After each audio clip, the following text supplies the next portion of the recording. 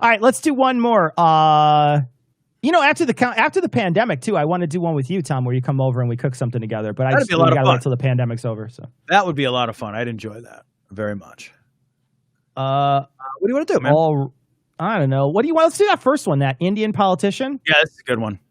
So this one doesn't have a video. This one doesn't have a really good. What do you think of the image? Should I put the image on the screen? The image is kind of good. I mean, it's at least for a moment. Put it on there, and then I'll read through the story. Let me paste it into that other window, and then we can go from there. Oh, also, here's the Mark Taylor thumbnail that I made. It's not perfect, but what? It's quick. What is that? If anybody's played Mass Effect, this is Mass Arrest, and that's Christopher McDonald on his. Did you just make that right now? I love it so much. Around 9. Or a 9:04 while we were just layering up. Texted me. I like his codpiece, to be perfectly frank. I think his codpiece is fucking rocking. Amazing. How do you do that? That's outstanding. That's amazing. I didn't make that. Awesome. All right, so Ian, on the on that thing, there is I pasted the new thing, so you can scroll up. And you can look at the guys. Oh, in the mud. It's so great. Tom, tell them about it. All right, so this story comes from golfnews.com. Indian politician who claimed bathing in mud and blowing a conch shell provides immunity, tests COVID-19 positive. All right, so that might surprise you. It surprised me. Here he is taking his fucking mud bath. He looks like he's covered in actual diarrhea shit. Where did they take this picture with a fucking potato? I mean, seriously, what the fuck is happening here? Thank you. What is that? Worst is they smear some of the mud on the lens? Do you remember when I was a kid, there was a video camera that came out for kids? Do you remember this? It was like a really, really crappy, like terrible video camera that had tapes in it or whatever, but it was made for kids and it was like rugged. And it came out, I was like in high school at the time, so it was a million years ago. But it was one of those things that came out, and I remember it had the worst picture quality, but kids used to go out and film with it or whatever. And I remember, like, this was the picture quality. It's like 240 pixels across was your picture quality. That's the best you could do. So you got to kind of squint at it the whole time. It's like watching like Cinemax with the bars going across. You don't know what you're looking at. Yeah. Oh my God! Somebody says that was Fisher Price and it's shot on audio cassettes. There you go. Yeah. Oh Someone called this guy Indian Steve Bannon, and it's so true. It looks like him. He does. He looks like a guy with liver problems for sure. He looks like he's got fucking liver problems. His head looks too big for his body, in my opinion. I mean, he looks like he's photoshopped. Like, he looks crazy to me. Everything about this man is wrong. An Indian politician, Sukhbir Janapuria. Sukhbir? I like that. Sukhbir sounds good. Yeah. Okay. I'm down. Yeah. As long as you don't slurp it. Just don't slurp it. Yeah, don't shame. Yeah.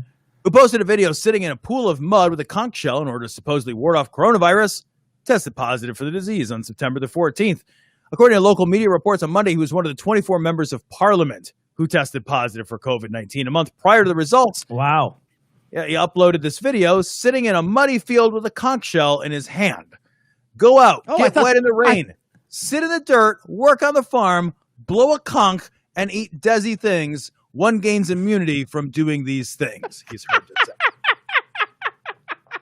I love that. He's just like, I have a testable theory. That didn't work. What? Sit in the dirt in the rain. Like, what fucking medical expert's like, you know what you should do is be cold and dirty. That's definitely why our hospitals are not like sterile environments. We always have like a surgeon like goes and has like a fucking mud bath right before he like transplants your kidney into somebody. Oh, you know what? What's crazy? I was gonna go ahead and do that heart transplant, but I haven't blown a fucking note into a conch shell recently. I wouldn't want someone to get sick. Well, you know what? What's crazy is the blowing in the conch thing or blowing in the conch shell. The reason why he did it is he said because it would improve his lung capacity or whatever. It's like there's other ways, Chubbo, to improve your lung capacity. Run, right? You could look. You didn't have to run. You could walk someplace once in a while. Don't just roll around in your mud pit. What the fuck, dude?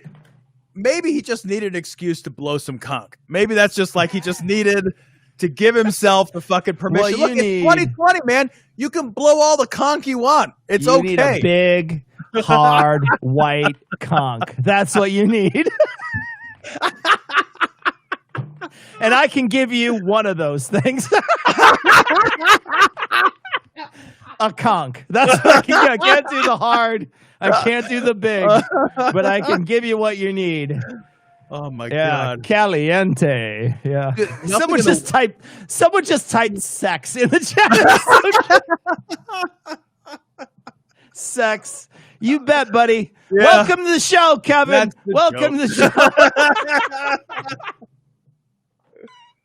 God damn. Oh man. I love when That's these guys fucking are like, amazing. "Oh, no, I got the cure for the coronavirus. What you got to do is something insane," and then they always get the coronavirus. It's like, or you could do like any of the one rational thing, which is like stay away from people and wear a mask. It's like all you got to do. Just like, guys, wear a mask and stay away from people because people's how you get this. Maybe lay around in the mud some more. Give that a whirl. Fucking idiots. Someone just typed to the chat drink after I said caliente, and they said every time he says caliente, you have to drink. So that's 2 more drinks, by the way. There you go. Just so you know, that's 2 more. But we need some other rules, and we got to have Ian. You got to collate the rules. Can you do that for us? The drinking game rules for us. Okay. Yeah, you got to collate them. So if there's any First drinking rule, game just rules, caliente? well, the first one is and it does it matter if Ian says it or do I have to say it? Oh yeah, it was, Like you it's got one to of the rules. Yeah, you got I because think there's you got to have be a say the word. What It's was just the word.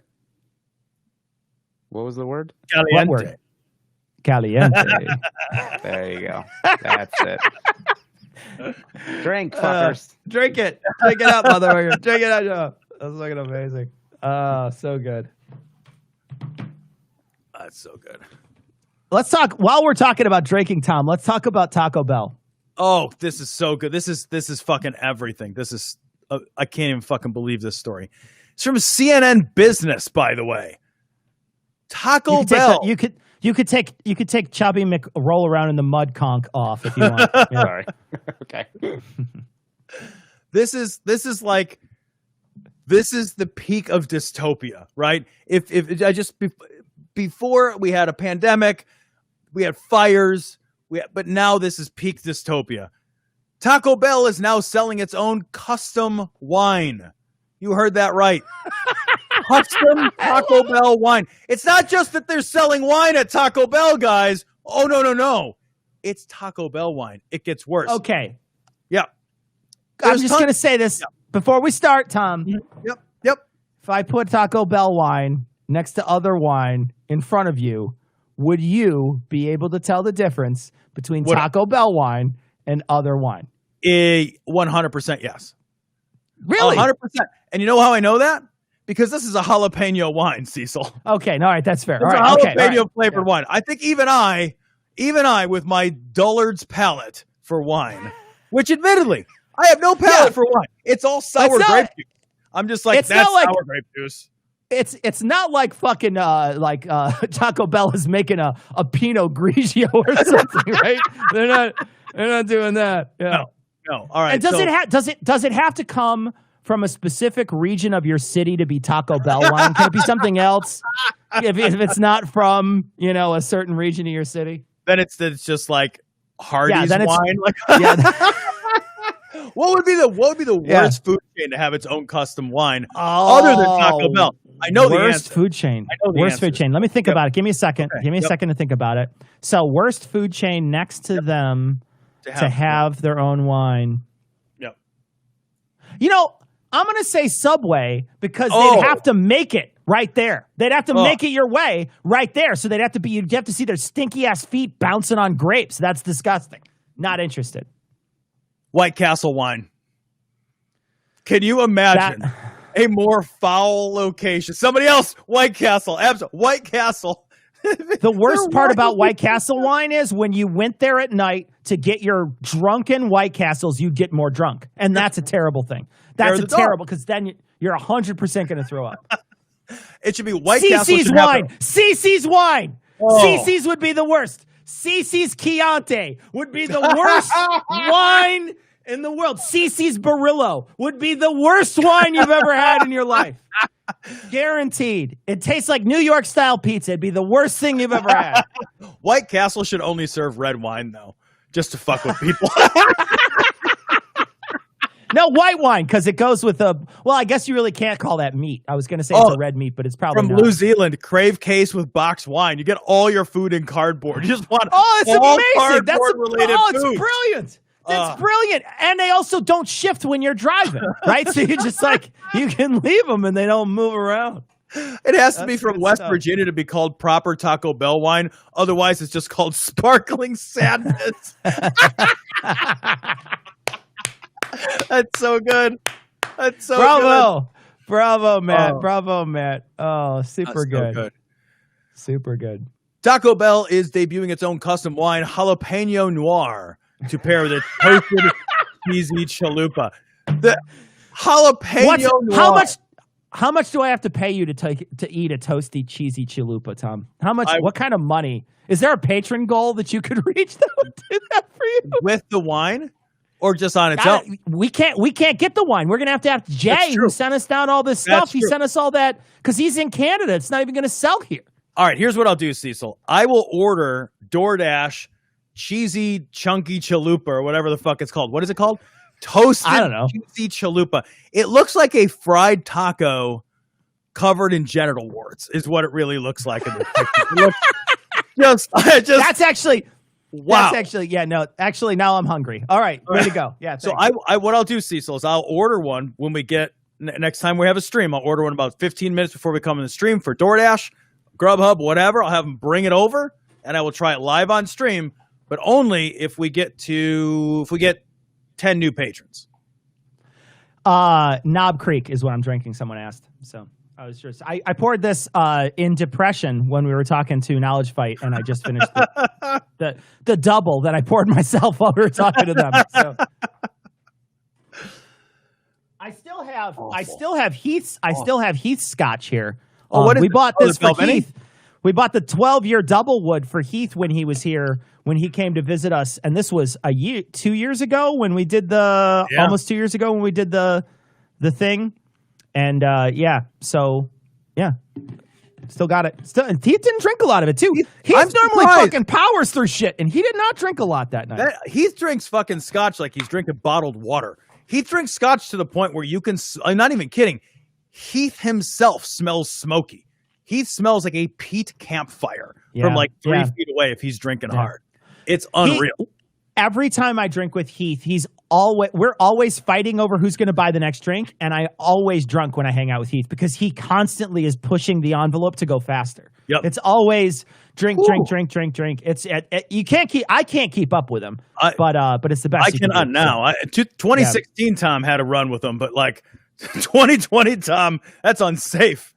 You got to tell the story about Thomas Smith and you in New York. Oh, holy Thomas shit. Smith and you, yeah. Yeah, so we met, the first time I met Thomas Smith was 2016 in New York. I met Thomas Smith for the first time and Eli Bosnick for the first time. And Thomas and I decided to go out and drink some old fashions. And he got Thomas Smith got kind of competitive with me. He's kind of a competitive guy.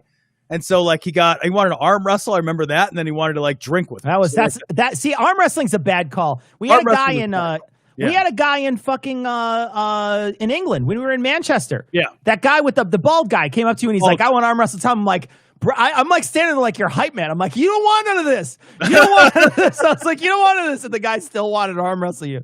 It was hilarious. What the fuck are you thinking? Tom has 18-inch arms and they're all muscle. He has you could outbox him because all you have to do is be a normal sized person and tap him. But his arms I have no reach. They're 100% muscle. You've no chance. If you have a normal sized arm, you have no chance. So I think that's what set him off though, because he got kind of competitive. So then he wanted to go drink with me. So we're drinking old fashions, and I'm just having a fine time, and we're hanging out, and Thomas is getting fucking annihilated. And I'm like, let's have another drink. And I'm not even trying to outdrink the guy. It's not even competitive for realsies.